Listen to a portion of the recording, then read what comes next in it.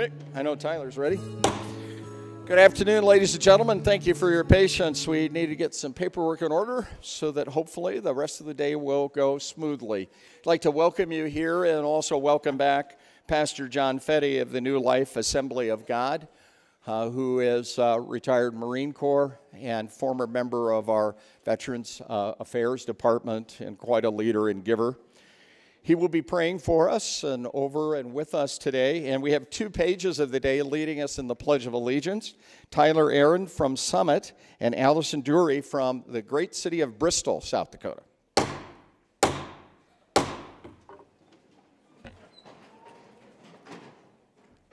Let us pray.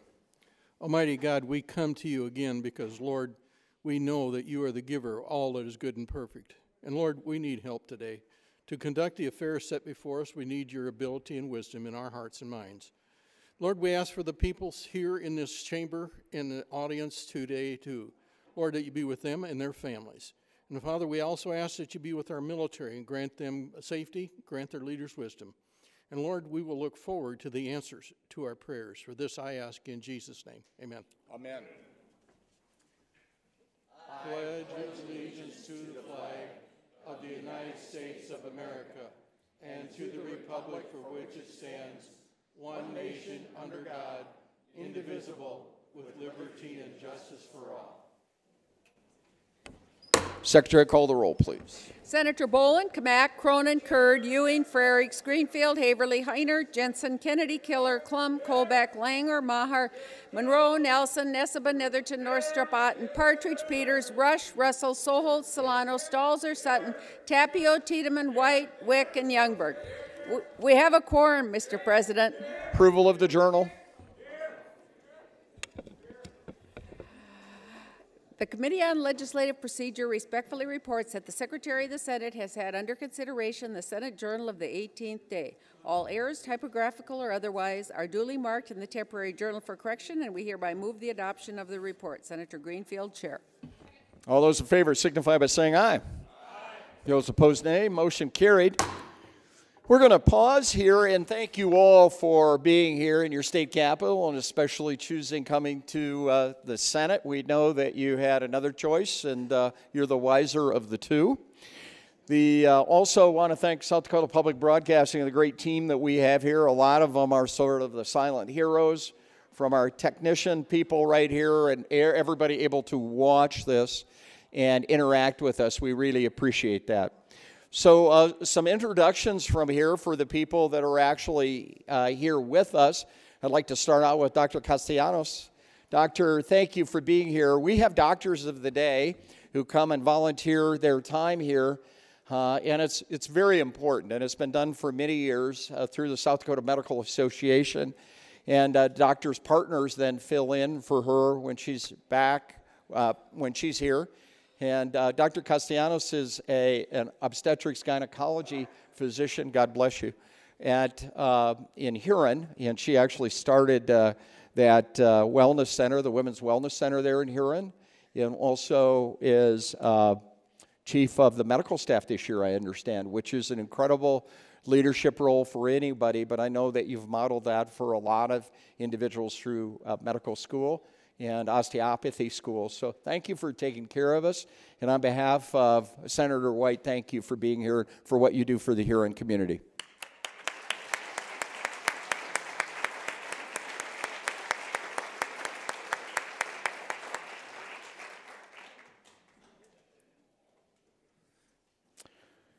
On behalf of Senator Greenfield, we have the Willow Lake Senior Government Class.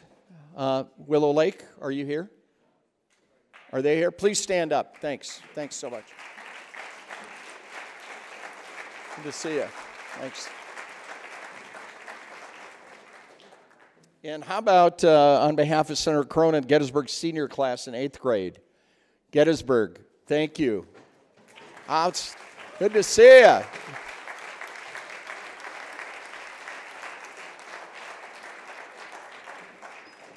Thank you so much. Senator, on behalf of Senator Killer, we have the Kadoka Area High School. Is that right? Is Kadoka here yet? Okay. We'll get that in a second. McCook Central senior government class and Mr. Lyon, on behalf of Senator Nelson McCook, please stand. Thank you so much.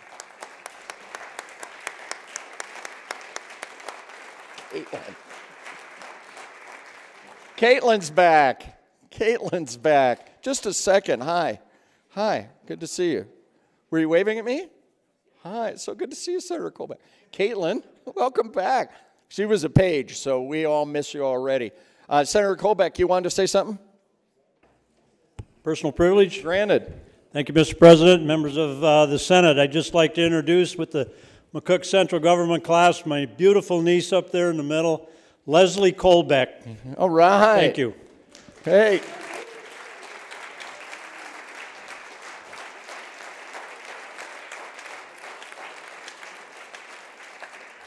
That's beautiful. Say, Leslie, in case you need some help, Uncle Jack just mentioned 529 plan for college, and he'll contribute. That's how much he loves you. You told me that earlier today. Yeah, I mean, he's just a giver. He really is. We have Missouri River Energy Services. Thank you for lunch. Anybody from Missouri River here? Okay, we thank you anyway.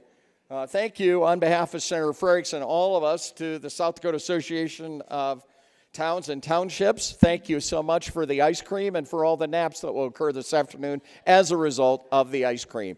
SDSU ice cream, by the way, Town and Townships Association, always good to be with you.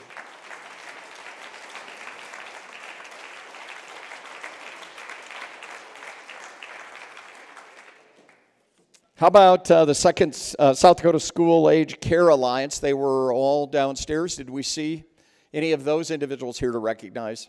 We thank you. That was really a great information that you provided for us.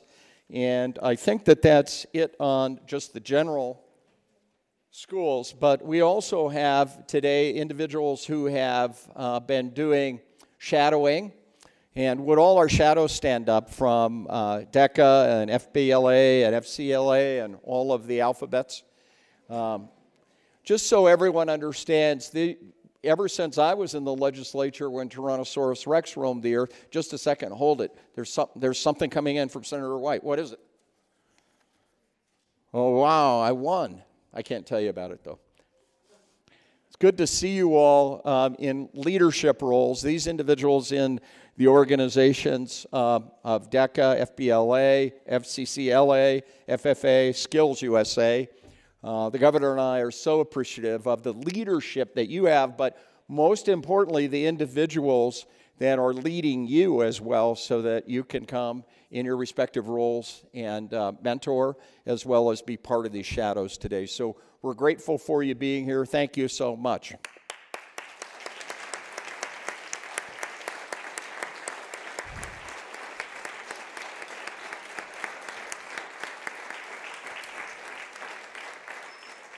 Speaking of mentors, again, as a number of people know, this is my last time up here this next few weeks, presiding in the entire legislature, but one of my first teachers was in my Commerce Committee, and he's here, Claire Conold, Representative Conold. Claire, please stand up and let us thank you for your service.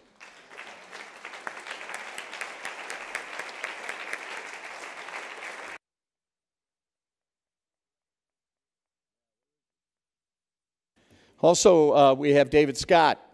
Representative David Scott, stand up there, brother. Where is he? He's hanging behind the pole. I thought you were. I saw you down there. Way to go, Dave!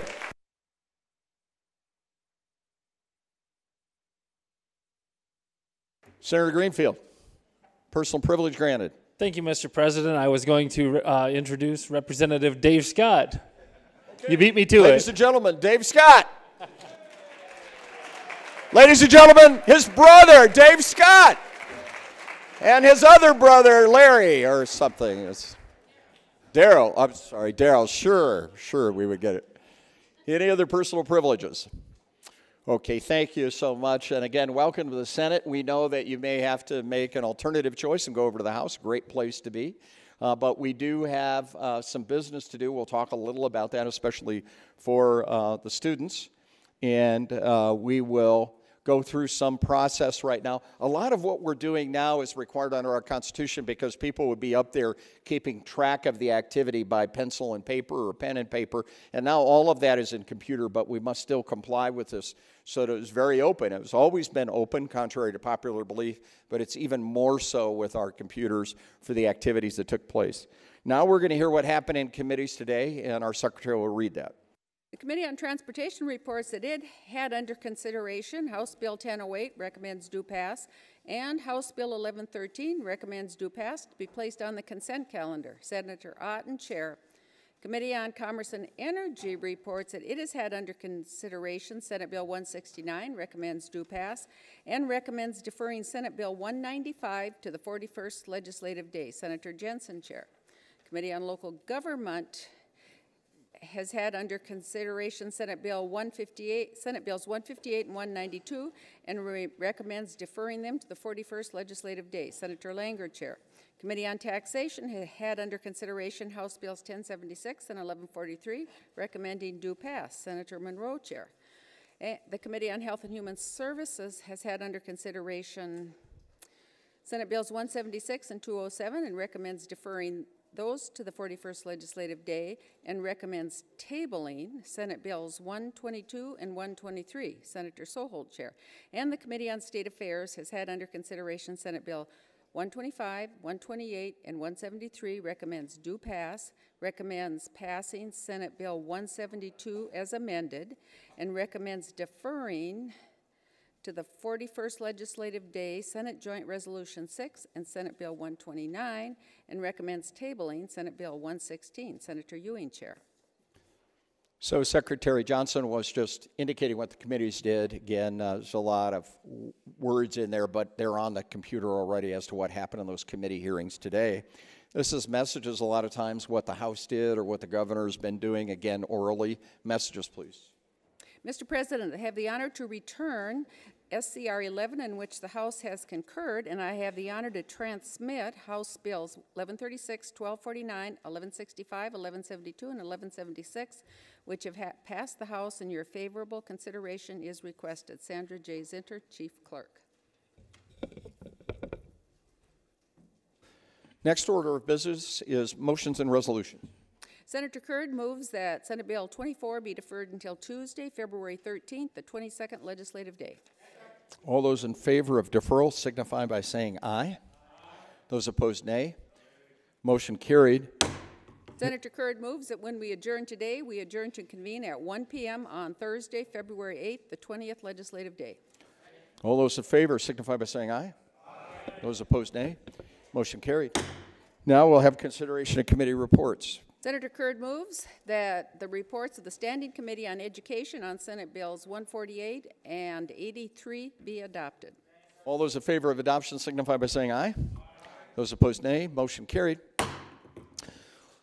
Like in the United States Senate, under our Constitution, there are certain appointments that the executive makes, or it could be the Attorney General or the Chief Justice, that the people have the ability to agree or disagree with. In this case, it's the Senate. Can advice and consent, so it's called a confirmation of appointment. We have a few of those today. This one is subject to discussion, and so now we'll go on to the consideration of executive appointment of Marianne Boyd. Please proceed. The Senate proceeds to the consideration of the executive reappointment of Marianne Boyd of Yankton to the Game Fish and Parks Commission. Any remarks? Senator Kamak, good afternoon, sir. Good to see you. Good afternoon, Mr. President. I rise today in support of consent for the reappointment of Marianne Boyd of Yankton, South Dakota to the Game Fish and Parks Commission. The Game Fish and Parks Commission serves as an advocate and a liaison between South Dakota Game Fish and Parks and its stakeholders, the people of South Dakota. And Marianne is just that. She is a great listener and advocate. Her interest and experience utilize our great outdoor experience, especially those in our state parks and recreational areas, and has provided a very positive perspective to the Commission. I would encourage your support. Thank you, sir. Further remarks? Hearing no further remarks, the question before you, senators, is do you advise and consent to the executive reappointment of Marianne Boyd to the Game Fish and Parks Commission? Those in support of that appointment will vote aye. Those opposed, nay. Madam Secretary, please call the roll. Senator Bolin? Aye. Kamak? Aye. Cronin? Aye. Kurd? Aye. Ewing? Aye. Frerichs? Aye. Greenfield? Aye. Haverly? Aye. Heinert? Aye. Jensen? Aye. Kennedy? Aye. Killer? Aye. Oh.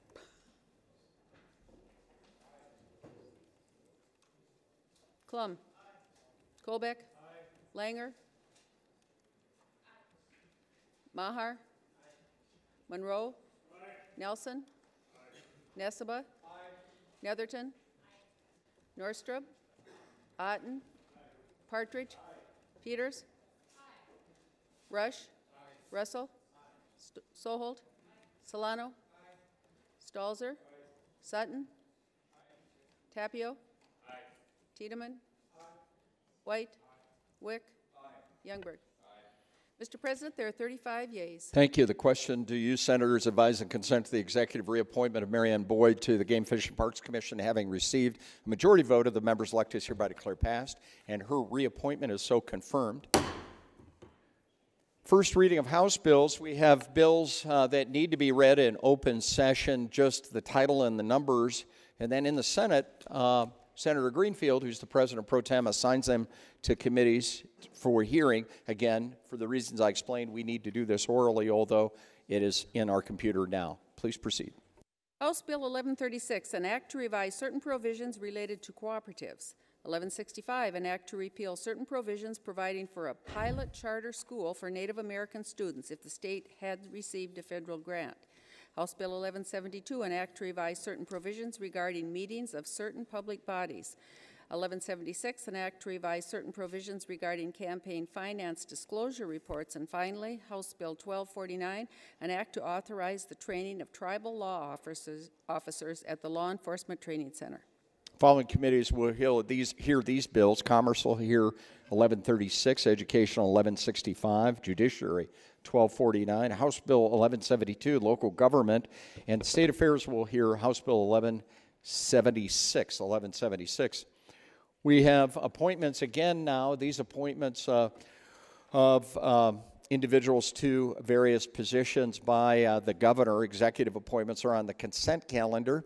We have 3 of them. A consent calendar is a non-debatable calendar. Questions may be asked. We do this for efficiency purposes, and I've been informed that the appointment of Mr. Zelmer has been removed for tomorrow to the debate calendar, so we'll proceed with the remaining executive appointments under the consent calendar, please. The Senate proceeds to the consideration of the executive appointment of Jamie Huizenga of Pierre to the South Dakota Lottery Commission, and the Senate proceeds to the consideration of the executive reappointment of James Breckenridge of Sioux Falls to the South Dakota Building Authority. Any questions? Hearing none, Senators, the question before you is, do you advise and consent to the reappointment of Jim Breckenridge to the South Dakota Building Authority and to Jamie Huizenga of Hughes County here to the South Dakota Lottery Commission? Those in favor, that would have been an appointment. Those in favor of the reappointment and the appointment as stated will vote aye. Those opposed, nay. Madam Secretary, please call the roll. Senator Bolin? Aye. Kamak? Aye. Cronin? Aye. Kurd? Aye. Ewing? Aye. Frerichs? Aye. Greenfield? Aye. Haverly? Aye. Heinert? Aye. Jensen? Aye. Kennedy? Aye. Killer? Aye. Klum? Aye. Colbeck? Aye. Langer? Maher? Aye. Monroe? Aye. Nelson? Aye. Nesseba? Aye. Netherton? Aye. Norstrup? Aye. Otten? Aye. Partridge? Aye. Peters? Aye. Rush? Aye. Russell? Aye. Soholt? Aye. Solano? Aye. Stalzer? Aye. Sutton? Aye. Tapio? Aye. Tiedemann? Aye. White? White? Aye. Wick? Aye. Youngberg? Aye. Mr. President, there are 35 yeas. Thank you. The advice and consent of the executive appointment of Jamie Huizenga to the South Dakota Lottery Commission and the reappointment of Mr. Jim Breckenridge to the South Dakota Building Authority Having received a majority vote of the members elected is hereby declared passed, and that appointment and reappointment are so confirmed. On behalf of Senator Killer, we'd like to welcome up here your Kadoka School, right? Would you please stand? This is the senior class, 2018 class, Kadoka High School. Today, with their government teacher, Mr. Ortman, brings them. Thank you so much for doing that. It's very, very dedicated. There are a number of schools that don't do that, and so it's very important. And thankfully, you take the time to come here. And the superintendent of school, Mr. Herman, thank you so much for encouraging it and being part of it. On behalf of Senator Killer, but all of us, welcome from Kadoka.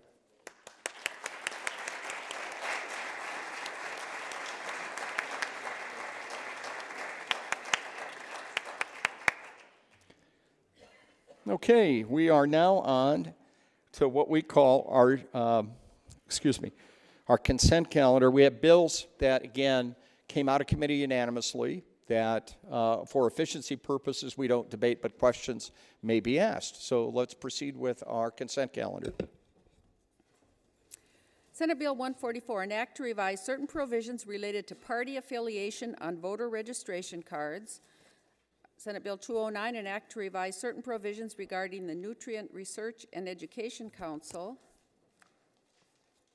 Senate Bill 153, an act to require disclosure of certain fees being imposed by overnight lodging accommodations. House Bill 1155, an act to revise certain provisions regarding crop liens. House Bill 1018, an act to update and revise certain references and provisions regarding state agencies and the employment of certain public employees. And finally, House Bill 1023, an act to repeal certain provisions regarding pipeline safety. Okay, House Bills 1115, 1018, 1023, and Senate Bills 144, 209, and 153, having received a second reading, are up for consideration and final passage. Are there any questions, Senators, on any of these bills? Hearing none, the question before the Senate is final passage of House Bill 1115, 1018, 1023, and Senate Bills 144, 209, and 153. Those in favor will vote aye. Those opposed, nay. Madam Secretary, call the roll. Senator Boland. Aye. Kamak. Aye.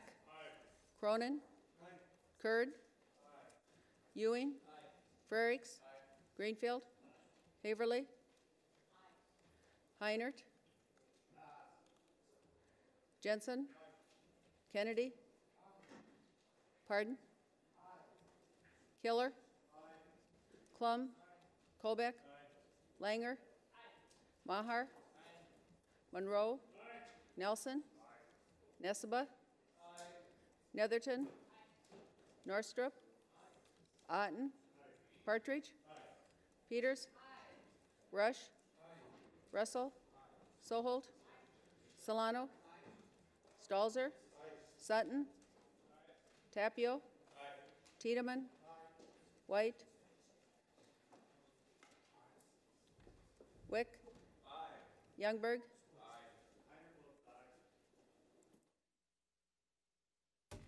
Mr. President, there are 35 yeas. Thank you. House Bill 1115, 1018, 1023, and Senate Bill 144, 209, and 153. All having received a majority vote of the members elect are all hereby declared passed. Any questions on any of these titles? Hearing none, thank you, Jill, and we will now proceed with our debate calendar. Second reading of Senate bills. Will you please call 117? Senate Bill 117, an act to revise certain provisions regarding the Partners in Education Tax Credit Program. Thank you. Senate Bill 117, having received a second reading, is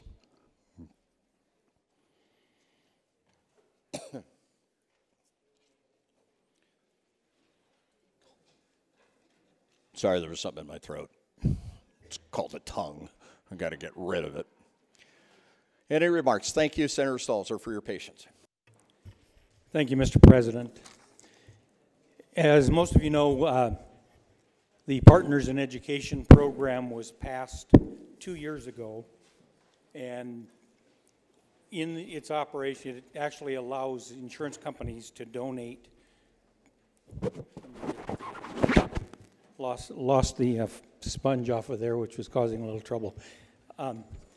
Anyway, insurance companies donate to a fund, which then goes to the Great Plains Education Foundation, which gives scholarships to low-income students to attend private schools.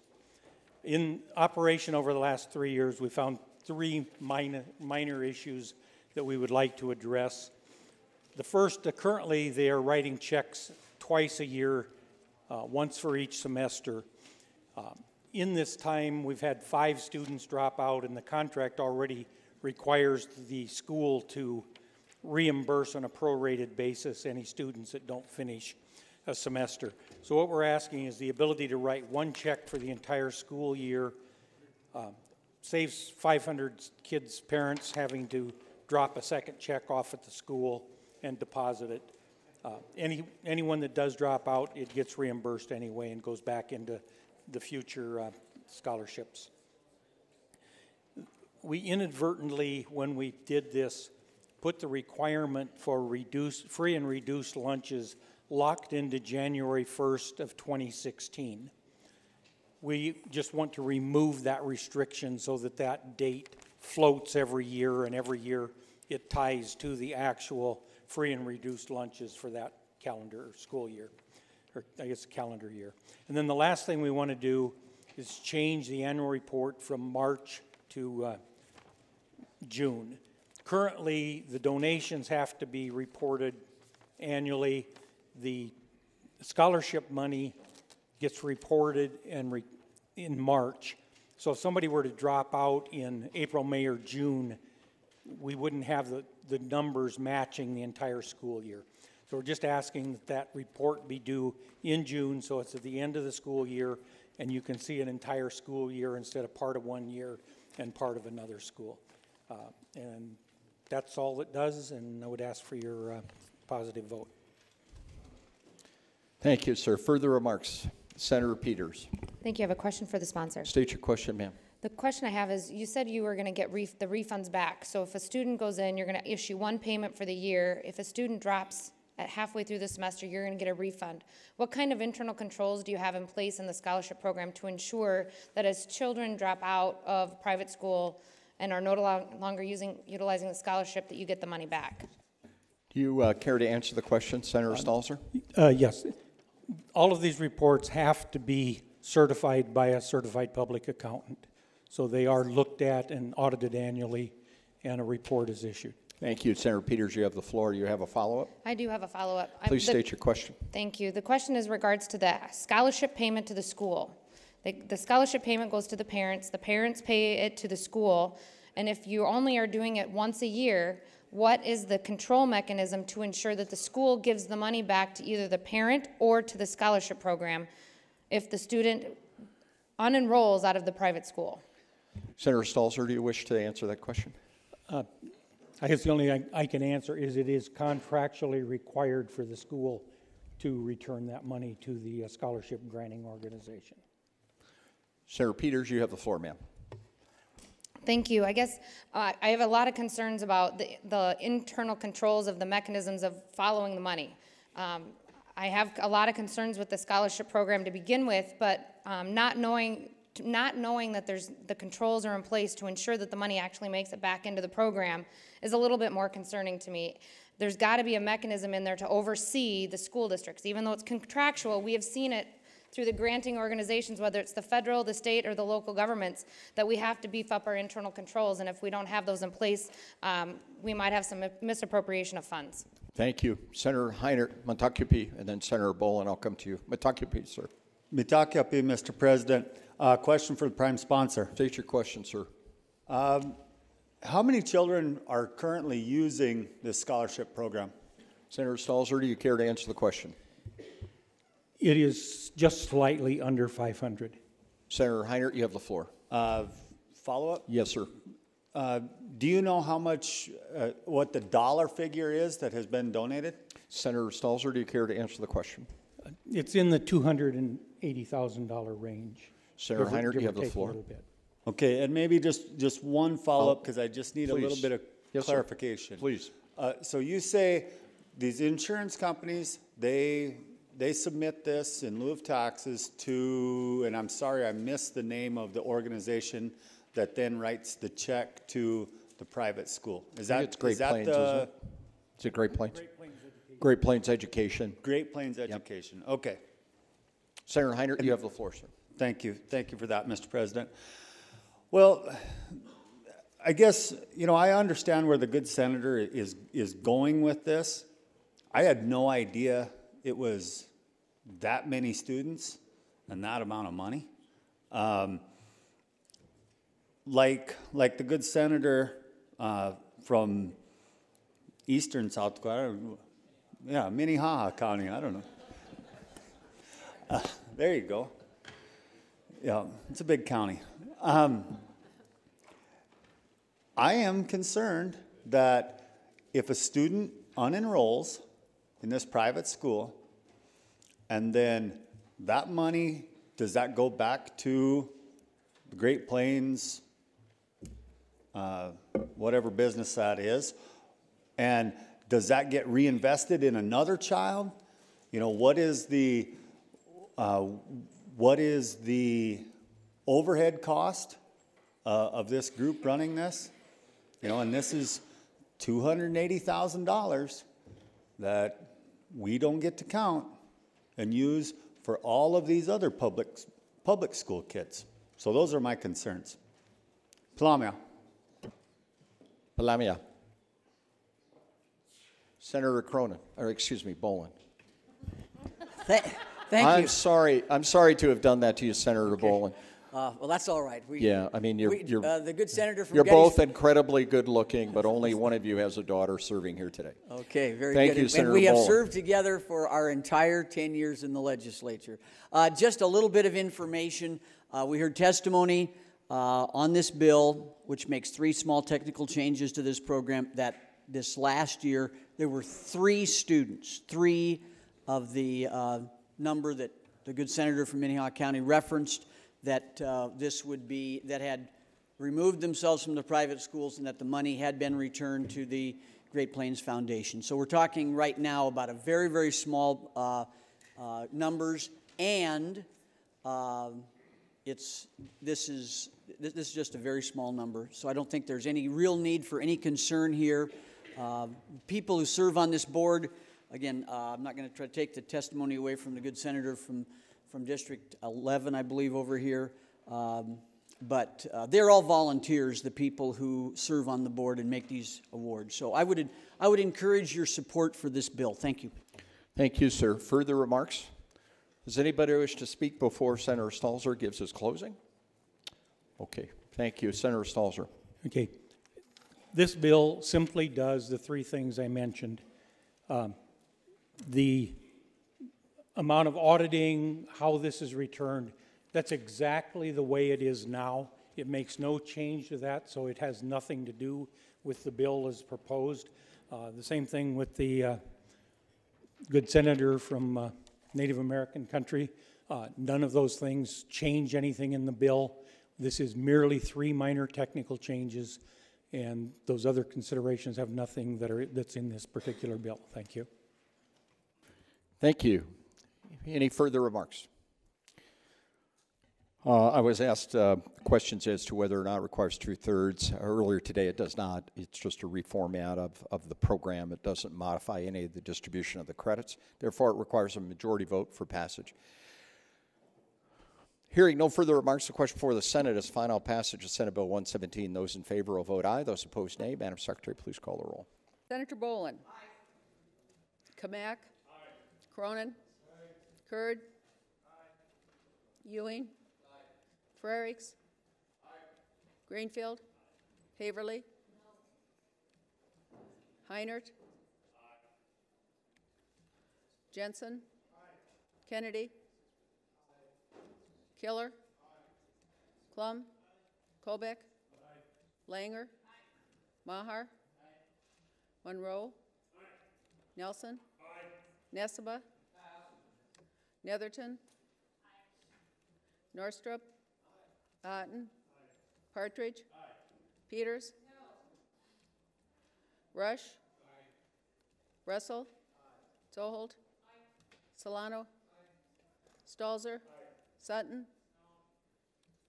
Tapio. Aye. Tiedemann. No. White. Aye.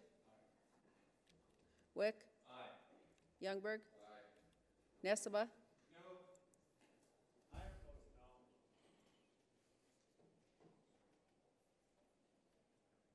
Mr. President, there are 29 yeas and 6 nays. Senate Bill 117, having received a majority vote of the members elect, is hereby declared passed. Any questions on the title? I'll approve the title before I call the next bill. Mr. Hobart, are you up here? Right there. Thank you so much, sir, from the Selby area high school. He's here with his senior class, the government class from Selby area. Thanks for bringing them. It's very important. Selby area, on behalf of Senator Cronin, who looks like Senator Bolin but is younger. Please stand. Thank you.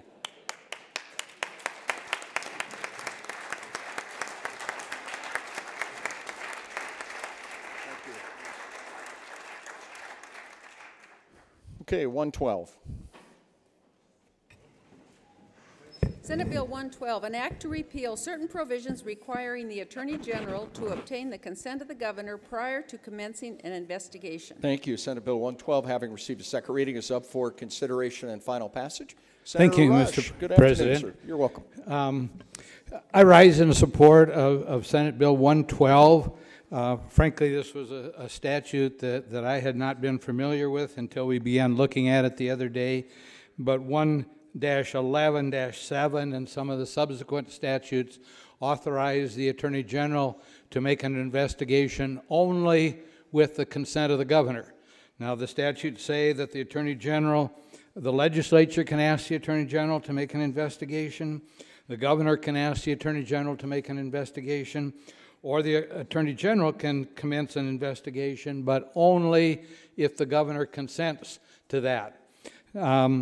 You know, that really eliminates the checks and balances there, and we talked with the Attorney General about that, and he didn't see that as a problem because 1-11-1, subsection 2, says that when requested by the governor or either branch of the legislature or whenever in his judgment the welfare of the state demands to appear for the state and prosecute or defend in any court before any officer, the Attorney General, any civil or criminal case in which the state may be a party or interested. So the Attorney General says he has felt that he's been unrestricted by that limitation on obtaining the consent of the governor because of the other provision which allows him to prosecute and defend without the consent of the governor. But prosecute and defend a case and investigate a case are really two different things. Now, he certainly construes that his authority to prosecute and defend a case also gives him the authority to investigate the case. And, you know, I think that's probably true, but I don't think we want to be in the position where we have conflicting statutes. One that says that the Attorney General can prosecute and defend a case without obtaining the governor's consent, and the other one that says he can only investigate the case with the governor's consent. Now, I've talked to a number of people about that, and the real concern about that is the possibility of politicization of these investigations.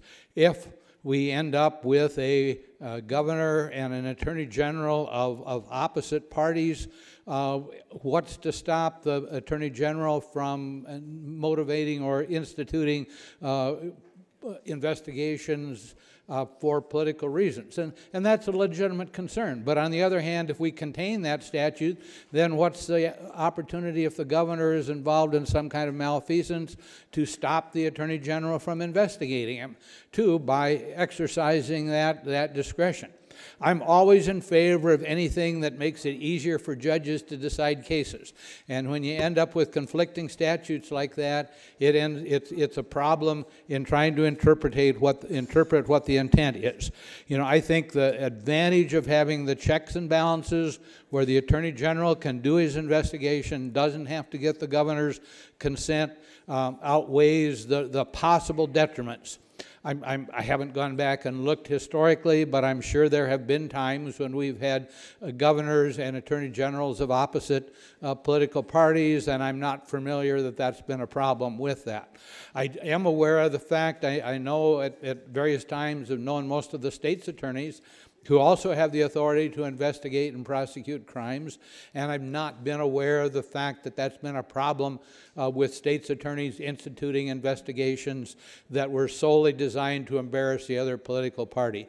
So I don't, it's certainly a possibility, but it's also a possibility that the governor would try to frustrate investigations of their wrongdoing. And I'll throw an advertisement in here. If any of you read my book where I'm talking about the territorial governors, that there was clearly wrongdoing on those territorial governors, and it would have been appropriate to have had somebody that could do investigations of those governors at that time, but they didn't happen. And so I think that this is a good bill. I think it restores checks and balances the way it ought to be, and certainly like many of the laws that we propose, it has its possible downsides, but I don't think it's likely to happen. So I think that this is a good bill that eliminates what we have that's really a conflict in our existing statutes. So I would appreciate your support. Thank you, sir. And by the way, if you're interested in buying the book, it's www.rushbooks.com. But wait, if you call now or email now, but there is more. There is more. Please welcome Senator Solano. What's more, Senator Solano? Thank you, Mr. President. Well, questions for maybe the last speaker, the prime sponsor of the Bring bill. it on. What's your question, sir? So, first question I would have is, was the bill brought at the request of the Attorney General's office? Senator Rush, do you care to answer the question, sir? It was not, because the Attorney General felt that he proceeds under the other statute and that he didn't need this one clarified. But Senator Solano, you have the floor. Follow-up question. Yes, sir. Was it brought at the request of the governor's office? Senator Rush, do you care to answer the question? I don't know that it was brought at the request of anybody other than one of our senators who saw the potential conflict there. Okay. Senator Solano, you have the floor. Thank you for that. Well, as I read through this, I'm trying to understand the motivation as to why we're bringing this legislation, and looking at who testified, and there was the Attorney General that showed up as an other on the minutes, and it looked like provided comment that he or his office has not ran into any problem under current statute. But I do think in this situation that words do matter. And in the good senator that spoke on this talked about the repeal section in 1-11-8 is very specific to investigate. And the other section of code that was quoted, I believe, is very specific as it relates to, can be called on by the governor's office, called on by the legislature, or on his or her own behalf, I'm paraphrasing, of course, to defend or prosecute in court for the state of South Dakota.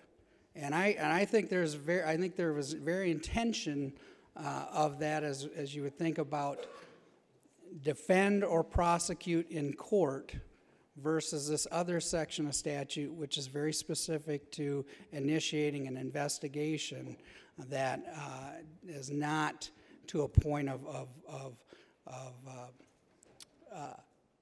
knowing whether it's going to be going to court or not. So it gives me reason to pause, and I think we should be concerned if we've had this on the books for as long as it has through many attorney generals, and we've not had a problem with this in the past. So thank you, Mr. President. Thank you to the good senator for explaining the bill. Thank you, Senator Solano. Further remarks? Senator Kennedy, good afternoon, sir. Thank you, Mr. President. Good afternoon. I, too, rise in opposition to this bill.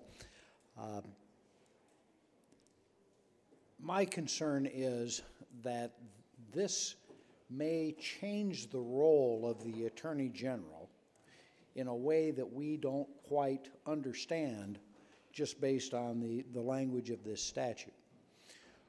Lawyers, including the Attorney General, represent clients. Lawyers don't go out and start lawsuits on their own. They don't go out and bring actions just because they want to. Lawyers are hired by people or are, in this case, charged by statute with a responsibility to represent other people. The scheme of Chapter 1-11 of the Code makes it very clear that the Attorney General is the attorney for the state, is the attorney for the legislature, is attorney for the governor. And the statutory scheme makes it clear that the legislature can authorize the Attorney General to do an investigation, the governor can authorize the Attorney General to do an investigation, and you've heard about the statute that also authorizes the Attorney General in certain circumstances to prosecute or defend in the interest of justice. My concern here is that by making the amendment that is proposed, we're creating an Attorney General that is somehow different. The Attorney General is no longer a lawyer. Now the Attorney General could conceivably be some sort of super investigator who can go out and do whatever happens to interest that Attorney General at that given moment in time. And that's inconsistent with the role of a lawyer. It's even inconsistent with the role of a prosecutor. And as my good colleague from Pennington County noted, this is potentially subject to politicization because in certain circumstances, the motivation for an investigation may not be that somebody believes that there has been a specific law violated, but someone may believe that there's just something going on that they want to dig into and find out about. In law, we call those fishing expeditions. And sometimes people engage in those for a lot of different reasons. But that's not really the role the Attorney General should have. And as my colleague from Pennington County pointed out, this law has been on the books since 1939. There's no issue. This didn't come from the governor. This didn't come from the Attorney General. And I think we should be very careful about changing that law unless we truly understand what all of the ramifications of the change are. So I would urge the body to vote no on this bill. Thank you, sir. Senator Langer, good afternoon. Those are beautiful flowers. What's the occasion? Oh, well, thank you. I guess my husband just thought I needed some flowers. So. Oh, way to go. Tell him nice husband guilt for the rest of us. Thank you, Mr. President. Good. I, too, rise in opposition to this bill. I think it is a solution looking for a problem. I had a pretty extensive conversation with the Attorney General, who assured me that this is not a problem. He has never once been told by the governor that he can't do an investigation. And I do believe that in 1939, when they put this in, there was a very good reason. I think there's a checks and balance reason here, and I think I just urge the body to oppose this. Thank you, ma'am. Further remarks? Senator Greenfield. Thank you, Mr. President. First of all, I'd like to point out that the rest of her bouquet is on my desk. Well done. Well done. You're a giver. These are the flowers that the senator who sits kitty corner from Senator Langer is allergic to. Oh. Apparently, I'm not. One of the few things that I'm not allergic to. Taking one for the team. That's right.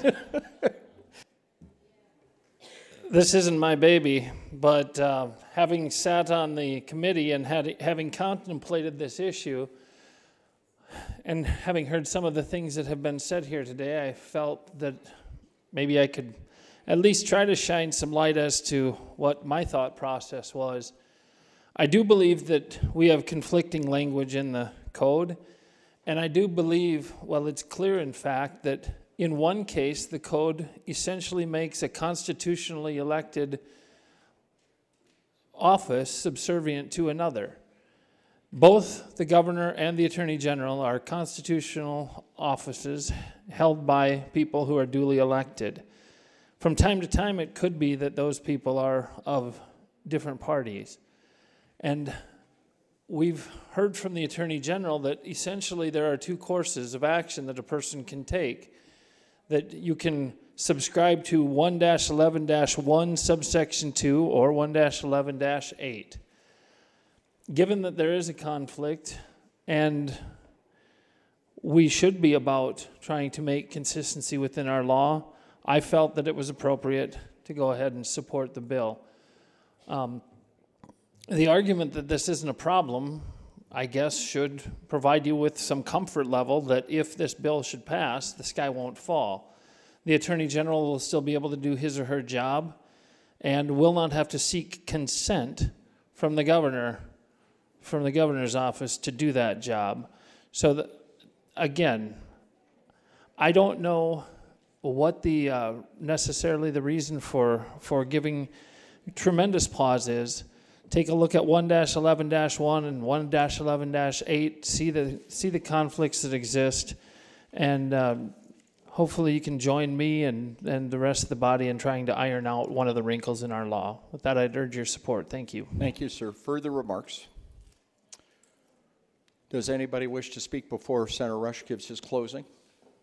Okay, Senator Rush, thank you for your patience. Thank you all. Thank you, Mr. President. And I would agree that this has apparently not been a problem that we're aware of, and the reason it's not been a problem since 1939, at least according to the Attorney General's explanation, is he's ignored one of the statutes. And I don't think we should be putting him in the position where he has to ignore one of that statutes.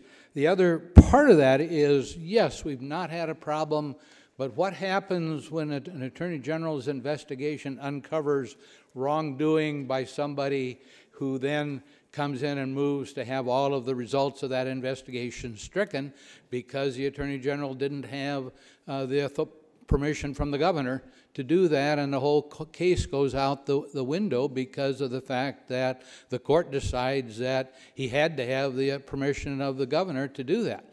And that's the kind of thing that concerns me. And my good friend from Yankton County, who also has served in the capacity of state's attorney, as I have, knows that a prosecutor, a state's attorney, and attorney general are in a different capacity. They are also the chief law enforcement officer of that jurisdiction. The Attorney General and the state's attorney have got obligations to go forward with investigations if they think that there's wrongdoing. The state's attorney, there isn't a limitation on them. They don't have to get the county commissioner's permission to go forward with their investigation if they think there was some wrongdoing.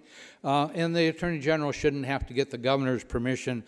That, and I'm not saying it's happened, but that could potentially happen, include wrongdoing by the governor themselves. So that's why I think that we need two independent bodies that can go ahead with an investigation without the governor's permission. So thank you.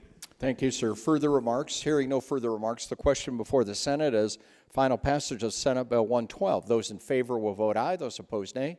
Madam Secretary, please call the roll. Senator Boland? Aye. Kamak? Aye. Cronin? Aye. Kurd? Aye.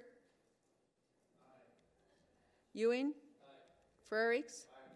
Greenfield? Aye. Haverly? No. Heinert? No. Jensen? Aye. Kennedy? No. Killer? No. Klum? No. Colbeck? Langer? No. Maher? Aye. Monroe? No. Nelson? Aye. Nesseba? No.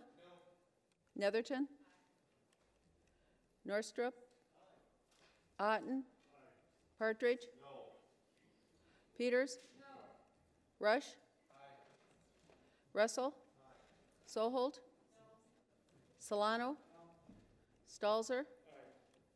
Sutton? No. Tapio? Aye. Tiedemann? No. White? Aye. Wick? Aye. Youngberg? No. Mr. President, there are 20 yeas and 15 nays. Senate Bill 112, having received a majority vote of the members elected, is hereby declared passed. Any questions on this title? The title's approved. See, are mostly Bankers Association folks, right? Before you go, tonight, I'll announce it as well. We have an incredible reception tonight, not only with you and your foundation, but the awards for the entrepreneurs. It's pretty fascinating. If you're not planning on coming, please change your plans. And then also, before you leave, based on a lot of us, we have outrun our coverage in getting married and who we married. Senator Sutton, did you want to talk about how you really did way up in terms of your marital abilities? Well, I wouldn't say I outran my coverage. Okay. You know, just I saying. did. I mean, I can't do that because if I did it, I'd be hashtagged forever. So real cool, man. Sweet dude, go. Do some in-law suck up right now. Go. That's what I'm planning on. I'm going to give my father-in-law permission to stand up if he would. George Kinsey is here. He is president of First Fidelity Bank and my father-in-law, and he's also become a very good friend. I'm pretty fortunate to have the in-laws that I have. And so he's here, and then also his daughter, which happens to be my wife, who is my best friend and partner and mother to Liam. First woman county commissioner in the history of Gregory County, and wow. Pretty incredible individual. So if you would, welcome them. That's Kelsey and George. Great to see you.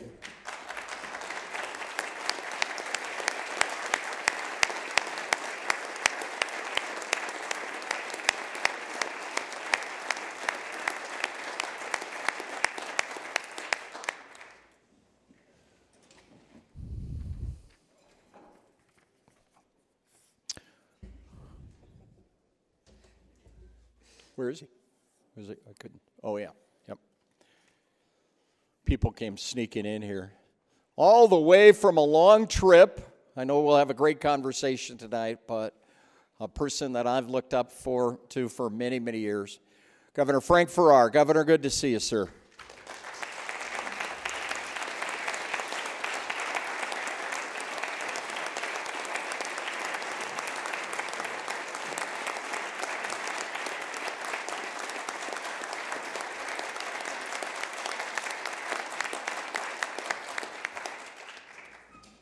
Please come out tonight for the business plan competition, those young people. It's amazing, and thank you to the Bankers Foundation for sponsoring that. We're on to now bills that pass the House, and they're subject to debate. We have a number that are appropriations and emergency bills to get going with, so second reading of House bills. House Bill 1043, an act to authorize the construction of a National Guard Readiness Center at the Rapid City Airport, to make an appropriation therefore, and to declare an emergency.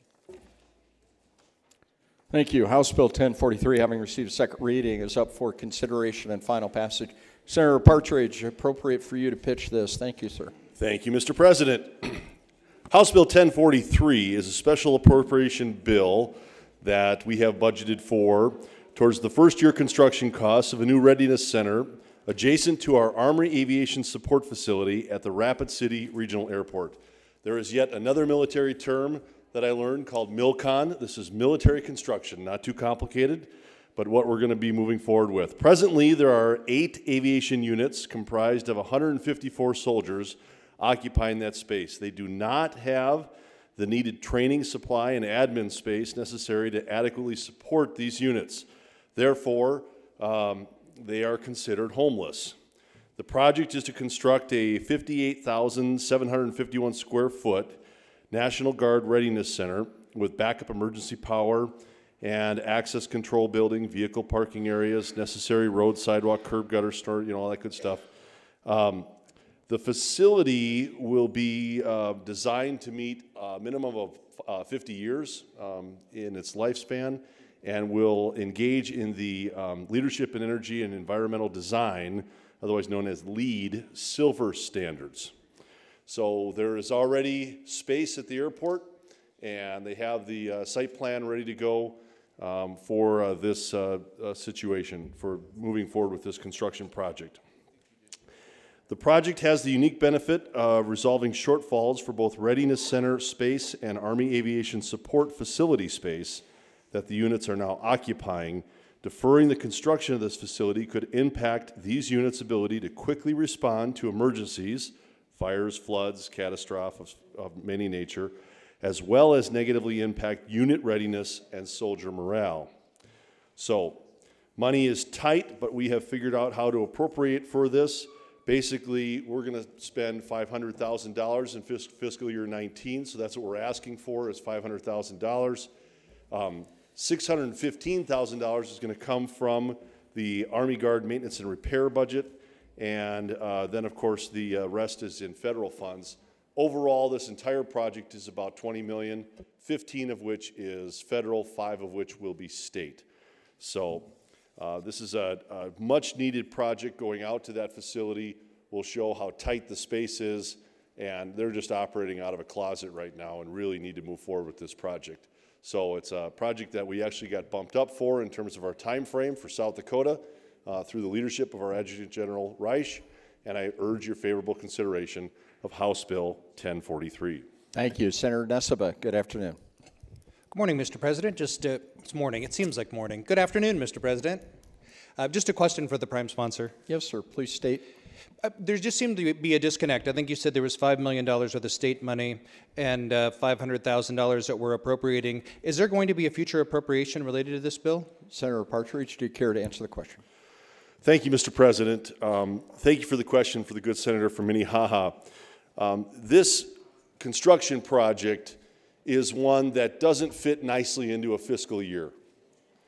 And so when we're looking at what to do and go forward, it doesn't always fit in terms of how it will fit inside the fiscal year. Fortunately, actually, this 2-year construction project is spread across 3 fiscal years.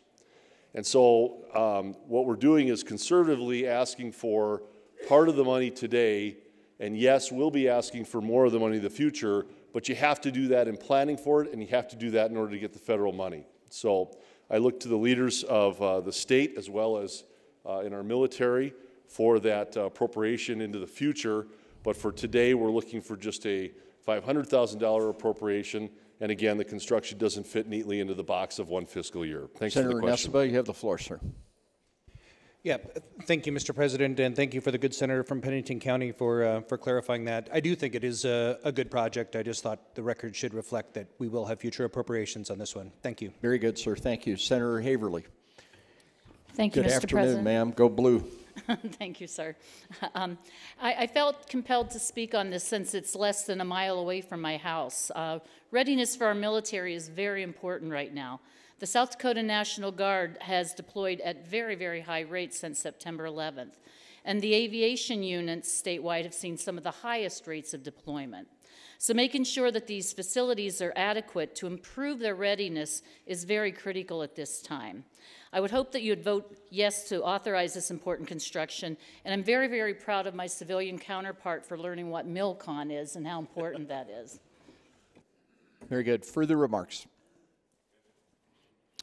Hearing no further remarks, the question before the Senate is final passage of House Bill 1043. It does require 2/3 majority vote for passage.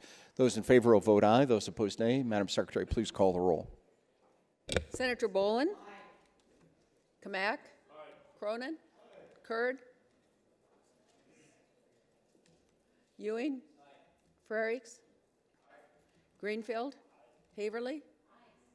Aye. Heinert? Aye. Jensen? Kennedy? Aye. Killer? Aye. Klum? Aye. Kolbeck? Aye. Langer? Aye. Maher? Aye. Monroe? Aye. Nelson? Aye. Nessebar? Aye. Netherton? Aye. Northrup? Aye. Otten? Aye. Partridge? Aye. Peters? Aye. Rush? Aye. Russell? Aye. Soholt? Aye. Solano? Aye. Stalzer? Aye. Sutton? Tapio? Aye. Tiedemann? Aye. White? Aye. Wick? Aye. Youngberg? Aye. Kurd? Aye. Mr. President, there are 35 yeas. House Bill 1043, having received a 2/3 majority vote for passage, is hereby declared passed. Any questions on the title? Before I call the next bill, thank you for the debate on that. I have responsibility for oversight of our military and just want you to know, and especially for those who are in our media professionals, that the main unit, the Black Hawk unit, there is in country right now. People were very judicious in not talking about it, but they're in theater right now. Our Black Hawks are Black Hawk Mike's, the most modern, and they're not just flying around, they're saving lives. Please proceed. House Bill 1060, an act to authorize the South Dakota Building Authority and the Board of Regents to finance, design, and renovate the Dakota Dome at the University of South Dakota and to make an appropriation therefor. House Bill 1060, having received a second reading, is up for consideration and final passage. Senator Sutton, this is a USD bill. It is. It is. Okay, we'll call on you. Let's go. Thank you, Mr. President. Good, thanks. House Bill 1060. This bill authorizes the South Dakota Building Authority and the Board of Regents to finance renovation of the Dakota Dome at the University of South Dakota. One of the state's most recognizable man-made landmarks, the Dakota Dome has served as a cornerstone of USD athletics for decades. Originally constructed in 1979, the 10,000-seat facility was one of the first multi-purpose domes in the country. Today it serves as home for all Coyote athletic teams with the exception of men and women's basketball and volleyball. In addition to Coyote athletic teams and events, the Dakota Dome hosts many other events. Championship games of the state high school football playoffs take place annually inside the dome. The annual high school all-star football game is played each summer inside the dome. The Dakota Farm Show has called the dome home for more than 30 years. The facility also hosts community events such as camps, South Dakota junior football, high school track meets, and graduation ceremonies. The nearly 40-year-old building needs significant updates for mechanical and electrical replacement, HVAC, plumbing, fire alarm system, restroom facilities, lighting and sound, locker rooms, meeting rooms, coaching offices, and support spaces. Renovation of the Dakota Dome to accommodate improvements allows USD to meet international building and fire code requirements and will provide a safer facility for students, staff, faculty, and visitors. 9 design firm proposals were released for the Dakota Dome renovation project. USD and the Officer of the State Engineer ranked these based on the criteria established by the State Engineer. The top 3 firms with the most points based on these criteria will be interviewed on site by a building committee for selection of 1 design firm for the project. The Office of State Engineer also sent out a request for qualifications for construction manager at risk services in early January. Those qualifications were to be submitted back to the state officials by February 2nd. Funding for the project is $6.4 million from university capital funds, $5.4 million from higher education facilities funds, maintenance and repair funds, and $14.5 million in bond proceeds, which the debt is serviced by a private fund commitment from the USD Foundation. Estimated total project costs for all program functions are $26.32 million in FY 2017 dollars. I encourage your positive vote on House Bill 1040. Thank you, Senator Sutton. Senator Rush, welcome back. Thank you, Mr. President. I would also urge your support of this. You know, the Dakota Dome has been a fantastic facility for South Dakota sports teams over the last 40 years. There's been weekends when there's game after game after game goes on in there, particularly when the weather is inclement and teams move their football games there from all over eastern South Dakota. Obviously, after 40 years, the building needs some updating. They did update it a few years ago and put the new hard roof on it rather than the inflatable dome that they started out. You know, the question was asked to me, well, why don't you tear it down and build a new dome? Well, if we had an extra $150 million or what, up to $1 billion that they spent up in Minneapolis, that would probably be my preference too, but I don't see us having that kind of money. So spending $26 million to renovate it is a good South Dakota solution to this problem. Thank you. Further remarks? Hearing no further remarks, it does require a 2/3 majority vote for passage. Those in favor of 1060 will vote aye. Those opposed, nay. Madam Secretary, please call the roll. Senator Boland. Aye. Kamak. Aye. Cronin. Aye. Kurd. Aye. Ewing. Aye. Frerichs. Aye. Greenfield. Aye. Haverly. Aye. Heinert. Aye. Jensen. Aye. Kennedy. Aye. Killer. Aye. Klum. Aye. Kolbeck. Aye. Langer. Aye. Maher. No. Monroe. Aye. Nelson. Aye. Neseba. Aye. Netherton. Aye. Norstrup. Aye. Otten. Aye. Partridge. Aye. Peters. Aye. Rush. Aye. Russell. Aye. Soholt. Aye. Solano. Aye. Stalzer. Aye. Sutton. Aye. Tapio? Tiedemann? White? Wick? Youngberg? Nelson?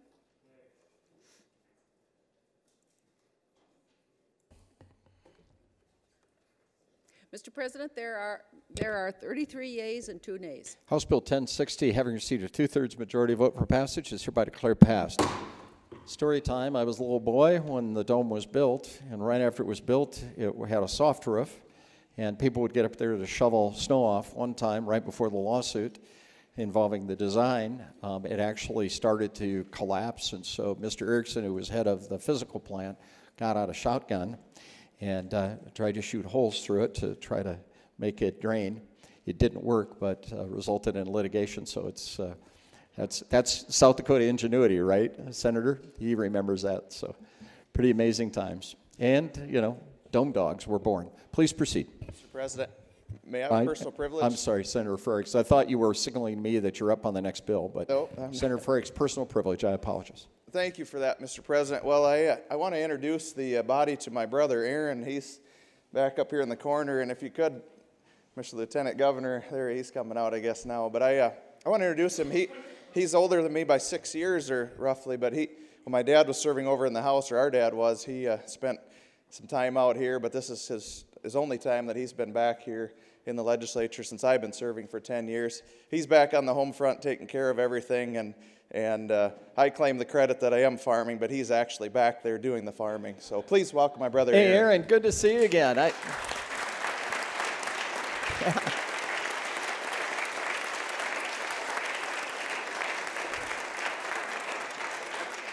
I apologize to you both. Senator Frerichs, he was right behind that post, trying to hide. There you go, man. Let's see your beautiful face.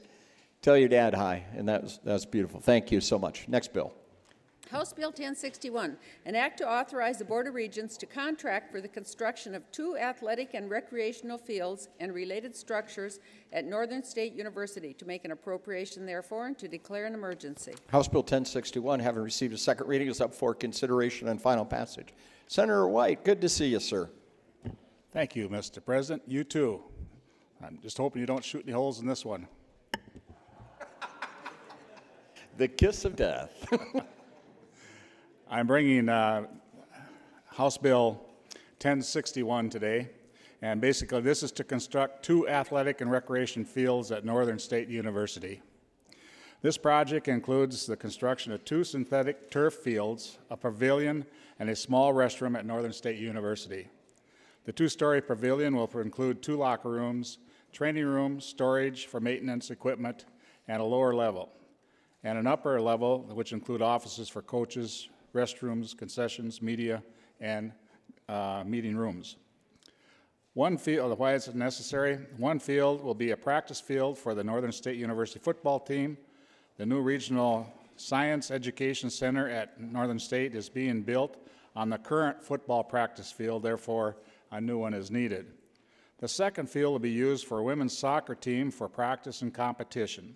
Since the current competition field does not meet the NCAA regulations, a new turf field will be designed to comply with those regulations.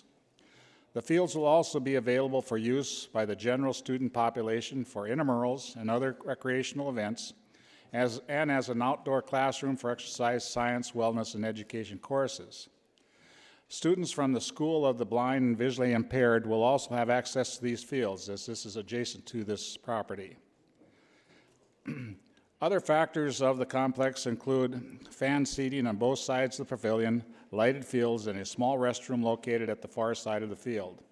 The restroom will be accessible from the player dugout and also by individuals using the tennis courts. The entire complex will be enclosed with attractive fencing to secure the premises and control access to the fields. Funding for this project includes other fund expenditure authority for $6 million from private gifts donated for this purpose, and $303,314 in higher education facilities funds, maintenance, and repair funds. The fields and pavilions will be built on land owned by Northern State, therefore there is no land cost. Construction of this is to be completed by the fall of 2018, therefore ready for the football season. I encourage you to give a positive vote on House Bill 1061. Thank you. Further remarks? Hearing no further remarks, the question before the Senate is final passage of House Bill 1061. As Senator White indicated, it requires a 2/3 majority vote for passage. Those in favor will vote aye. Those opposed, nay. Madam Secretary, call the roll, please. Senator Boland. Kamak. Cronin. Kurd. Ewing. Frerichs. Greenfield. Haverly. Heinert. Jensen. Kennedy. Killer. Klum. Kobeck. Langer.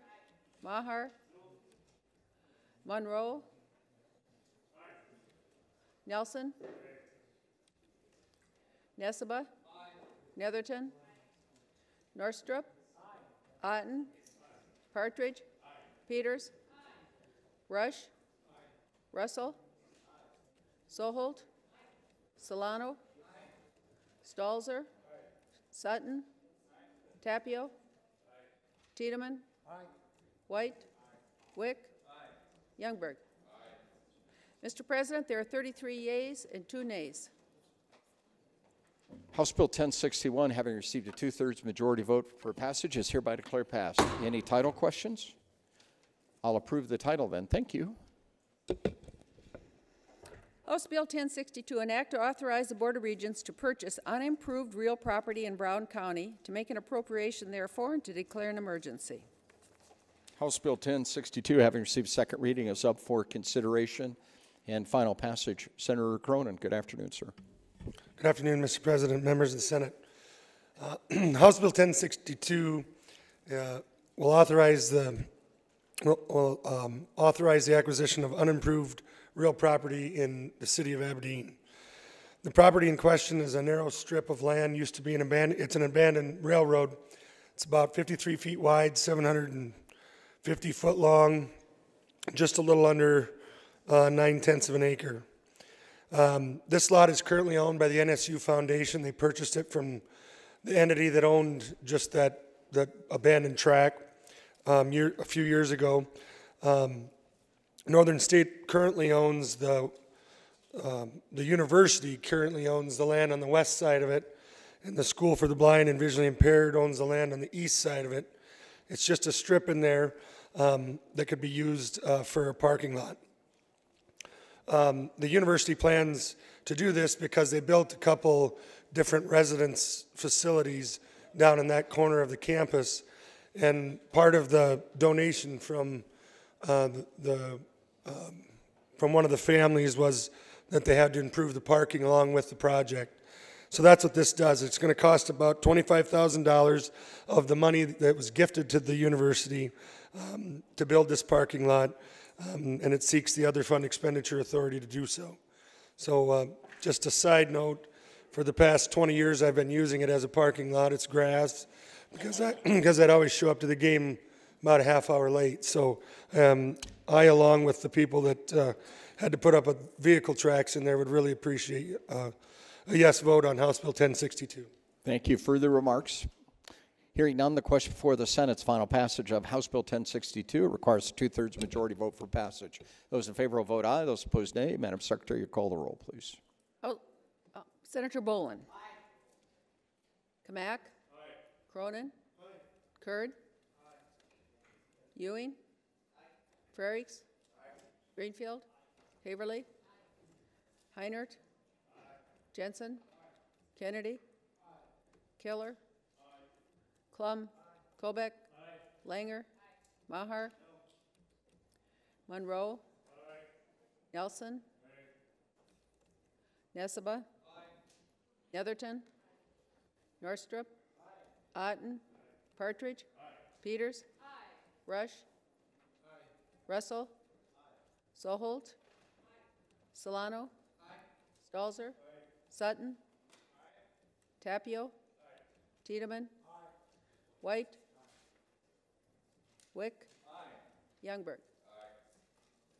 Mr. President, there are 33 yeas and 2 nays. Thank you. House Bill 1062, having received a 2/3 majority vote for passage, is hereby declared passed. Any questions on the title? I'll approve it then. Thank you. House Bill 1065, an act to authorize the Board of Regents to contract for the design, renovation of, and addition to the National Music Museum in Vermillion and to make an appropriation therefor. House Bill 1065, having received a second reading, is up for consideration and final passage.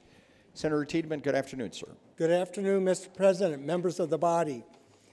There's some things when you come to the legislature, you learn a lot of new things. And this year, we had the opportunity in appropriations to learn about the National Music Museum at the University of South Dakota. This was founded in 1973. It's a center for the study of history of musical instruments. But they also have between 14,800 different instruments there that have been donated by the public. The museum, as I said, goes back a number of years and needs to be remodeled and renovated. Donations of $7.7 million plus another $1.5 million of HEF funds that will be used to do the restoration and renovation.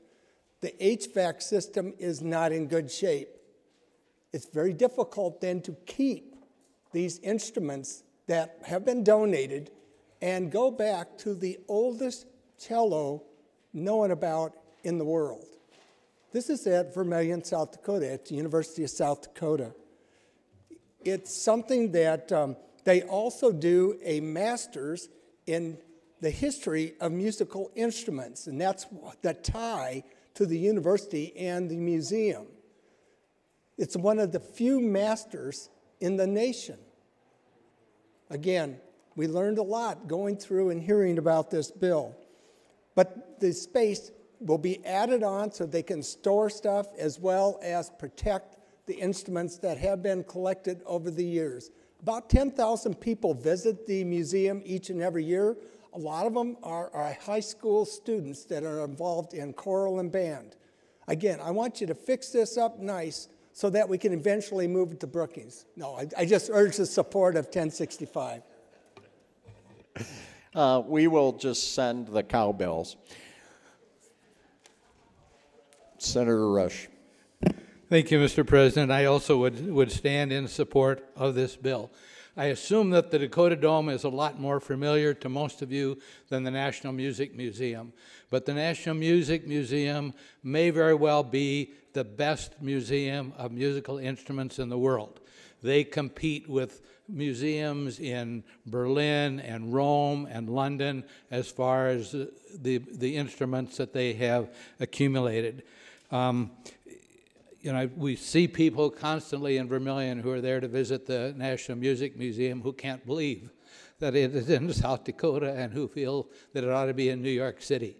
If you're ever in the Vermillion area, try to visit that because it is a fantastic collection of instruments. Started out by Arnie Larson, who was a band instructor around South Dakota, collected these over many years of working in a number of different schools, I think at one time in Brookings, but I don't know that for sure on that. But he collected this, and since then, since they created the museum itself in 1973, they've accumulated a number of fantastic donors from all over the country who have helped them to accumulate world-class instruments, including 3 violins, that Stradivarius violins, as I recall hearing when I'm there. The museum is located in what was the library when I was a student there, and clearly needs a significant additions and work on that to improve it and to make sure that we continue to have the best music instrument museum in the country. There are no general funds needed for this. Most of it's going to be paid for by donors that they have already lined up. So I would appreciate your support for this. Thank you, sir. Further remarks? Senator Kolbeck, good afternoon again, sir. This is a question for my good senator friend from Brookings, South Dakota. State your question. Will the Pride of Dakota be able to perform in that building? Senator Tiedemann, do you care to answer the question? Mr. President, and thank you for the question. I don't think presently that building is big enough for the Pride to get in there. Thank you. That's true. That's why you're expanding it. Further remarks? Hearing none, the question before the Senate is final passage of House Bill 1065 requires a 2/3 majority vote for passage. Those in favor will vote aye. Those opposed, nay. Madam Secretary, please call the roll. Senator Boland. Aye.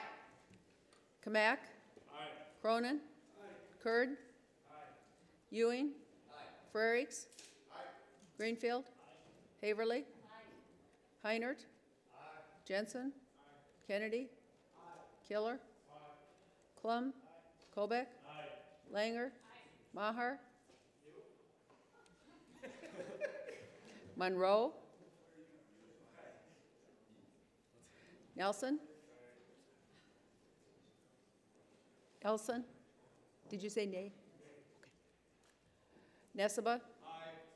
Netherton? Aye. Norstrup? Aye. Otten? Aye. Partridge? Aye. Peters? Aye. Rush? Aye. Russell? Aye. Soholt? Aye. Solano? Stalzer? Aye. Sutton? Aye. Tapio? Aye. Tiedemann? Aye. White? Aye. Wick? Aye. Youngberg? Aye. Solano? Aye. Mr. President, there are 33 yeas and 2 nays. House Bill 1065, having received a 2/3 majority vote for passage, is hereby declared passed. Any title questions? Titles approved then. Last bill. House Bill 1071, an act to authorize the relocation of the School for the Blind and the Visually Impaired and the transfer of its existing real estate and facilities to Northern State University, to authorize actions necessary to accomplish that relocation and transfer, to protect the permanent endowment trust through exchanges of real estate and facilities, and to appropriate funds and to declare an emergency. Thank you. House Bill 1071, having received a second reading, is up for consideration and final passage. Senator Cronin, you are going to be exhausted. Well, thank you, Mr. President. I think Boots summed it up pretty well, so if there's not any questions, I think we'll just proceed. For what the title explains, I'll quick run through just a few of the sections. I provided a handout that kind of helps work this land transfer to make it all happen. Section 1 authorizes the relocation of the School for the Blind and the transfers of jurisdiction over the current residence hall named Jurdy Hall and the current campus of the School for the Blind. Section 2 provides a rationale for the land exchanges and states the legal descriptions and appraised values of the property to be exchanged. In Section 3, that's where you'll see on your handout where this is the first exchange of land. It'll transfer land from Jurdy Hall, which is in the State University Trust, into non-trust land. And it will transfer the Wolves Memorial Suite from non-trust land to State University Trust land. This exchange would take effect as soon as the bill becomes law, so that the exchange, or so that the South Dakota School for the Blind facility can be constructed.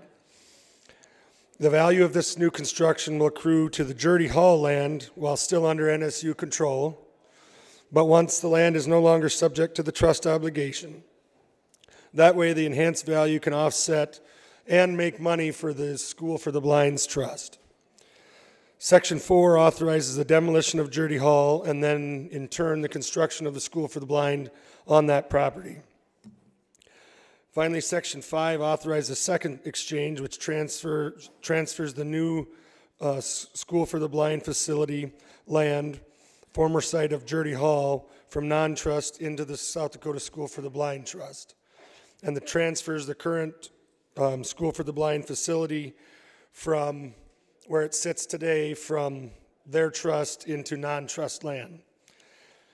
And then Section 6 will authorize the final part that I would talk about, authorizes the demolition of the School for the Blind after the new school's built.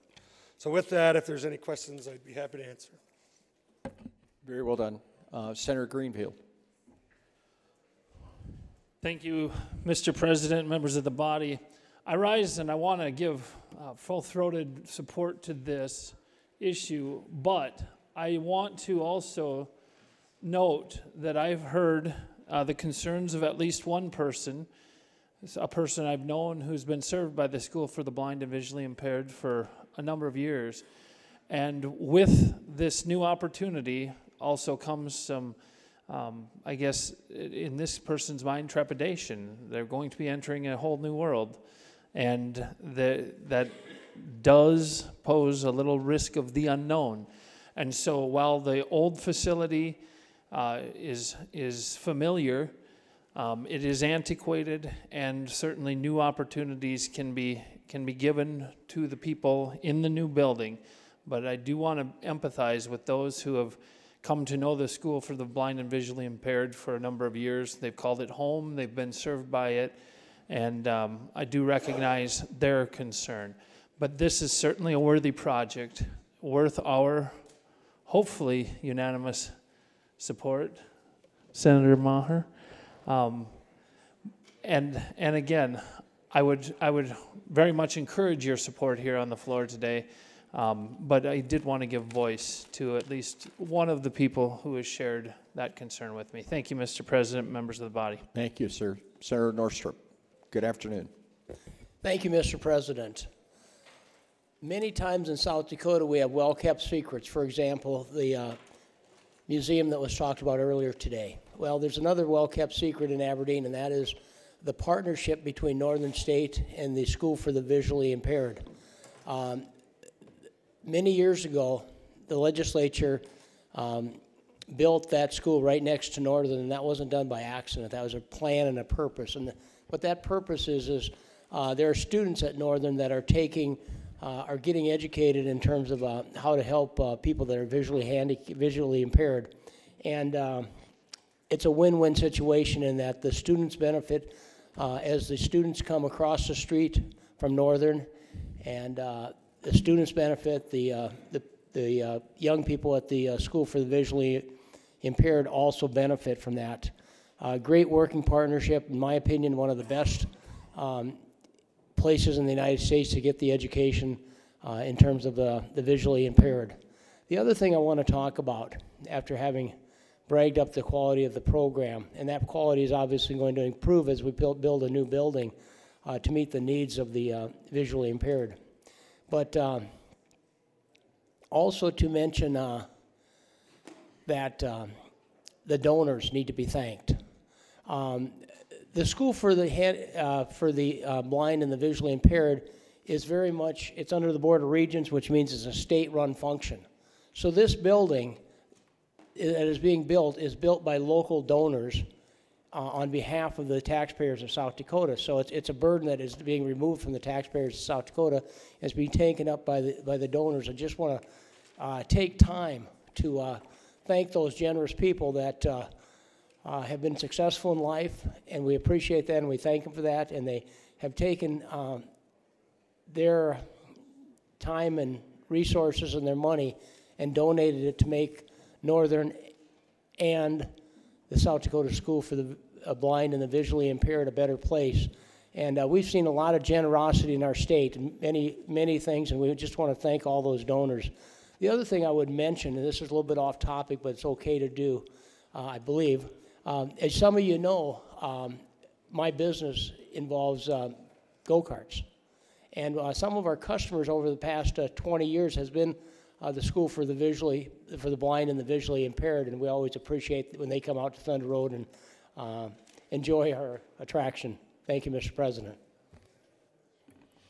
Thank you. So we're advertising amusement parks and books today. Anybody else wish to advertise before we vote? Okay. Senator Partridge, yes. Okay. I'd like to be agnostic, so we'll move on. Further remarks? Hearing none, the question before the Senate is final passage of House Bill 1071. Those in favor will vote aye. Those opposed, nay. Madam Secretary, call the roll. Senator Boland. Aye. Mack. Aye. Cronin. Aye. Kurd. Aye. Ewing. Aye. Frerichs. Aye. Greenfield. Aye. Haverly. Aye. Heinert. Aye. Jensen. Aye. Kennedy. Aye. Killer. Aye. Klum. Aye. Kolbeck. Aye. Langer. Aye. Maher. No. Monroe. Was that aye?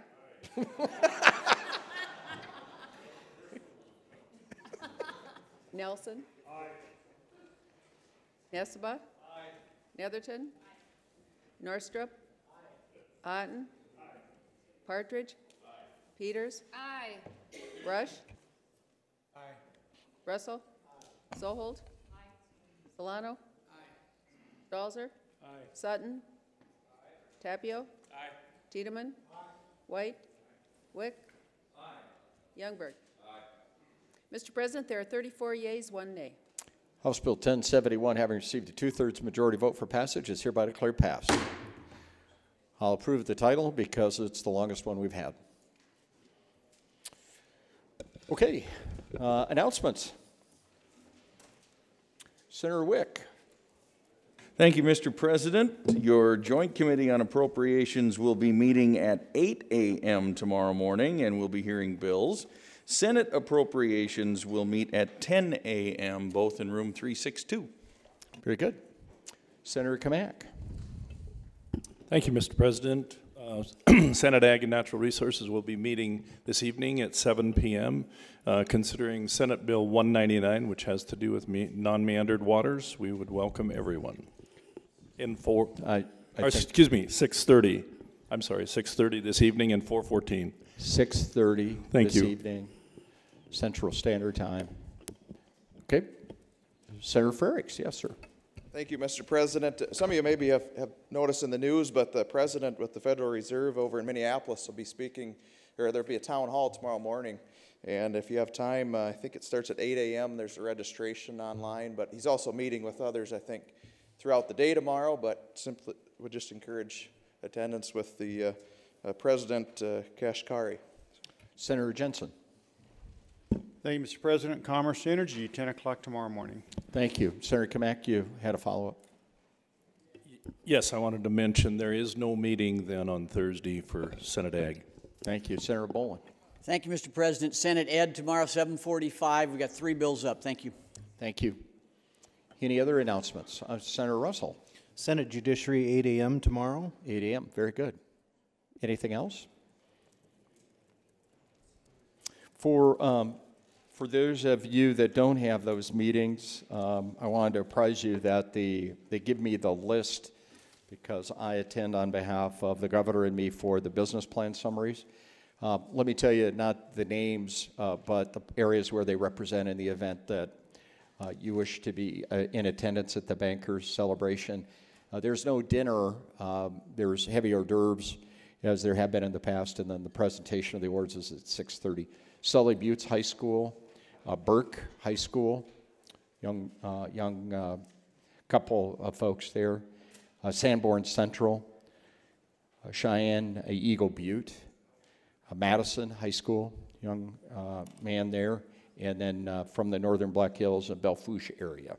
So if that could tip you to be there, that'd be great. It's quite an amazing thing. So hearing no further announcements, we'll take motion to adjourn, ma'am. Senator Wick moves that the Senate do now adjourn. All those in favor signify by saying aye. Aye. Those opposed, nay. Motion carried. You can't vote on either side of this issue anymore, Youngberg. We're out.